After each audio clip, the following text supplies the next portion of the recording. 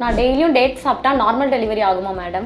Normal டெலிவரிக்கு நிறைய factors இருக்குப்பா. உங்களோட பேபியோட வெயிட்டு, பொசிஷன், உங்களோட இடுப்பெலும்போட சைஸு, இதெல்லாம் வச்சு தான் நம்ம நார்மல் டெலிவரி அசஸ் பண்ண முடியும். பட் சில விஷயம் பண்ணுறது மூலமாக அதோட சான்சஸ் அதிகமாகும். லைக் ஆக்டிவாக இருக்கிறது, எக்ஸசைஸ் பண்ணுறது, யோகா பண்ணுறது. ஸோ ரீசெண்டாக இந்த டேட்ஸ் வச்சு ஒரு ரிசர்ச் பண்ணியிருக்காங்கப்பா. 120 ப்ரெக்னென்ட் பேஷண்ட்டை 60 பேருக்கு daily 6 dates last month of ப்ரெக்னன்சியில் கொடுத்துருக்காங்க. இன்னொரு 60 பேருக்கு எதுவுமே கொடுக்கல. டெய்லி 6 டேட்ஸ் சாப்பிட்ட அந்த 60 விமென்க்கு லேபர் ஈஸியா இருந்ததாகவும் சீக்கிரமா ப்ரோக்ரஸ் ஆனதாகவும் அவங்களுக்கு மெடிக்கல் இன்டர்வென்ஷன் அதாவது இன்ஜெக்ஷன்ஸ் இதெல்லாம் கம்மியா தேவைப்பட்டதா இந்த ரிசர்ச்ல ப்ரூவ் பண்ணியிருக்காங்க. ஸோ இது மூலமா நம்மளுக்கு என்ன தெரியுதுன்னா மேபி டேட்ஸ் சாப்பிட்றது டெஃபினட்டா வில் ஹாவ் பெனிஃபிட்ஸ். ஏன் அப்படின்னா டேட்ஸ்ல நம்மளுக்கு நிறைய ஃபேட்டி ஆசிட்ஸ் இருக்கு, அயன், பொட்டாசியம், மெக்னீஷியம் இந்த மாதிரி மினரல்ஸ்லாம் இருக்கு. அண்ட் இது எல்லாமே யூட்ரஸோட ஃபங்க்ஷனை இம்ப்ரூவ் பண்றதா அந்த ஸ்டடியில சொல்றாங்க. பட் ஸ்டில் இது ஒரு ஸ்மால் ஸ்டடி, வெறும் 60 பேரை வச்சு பண்ணோன்றதுனால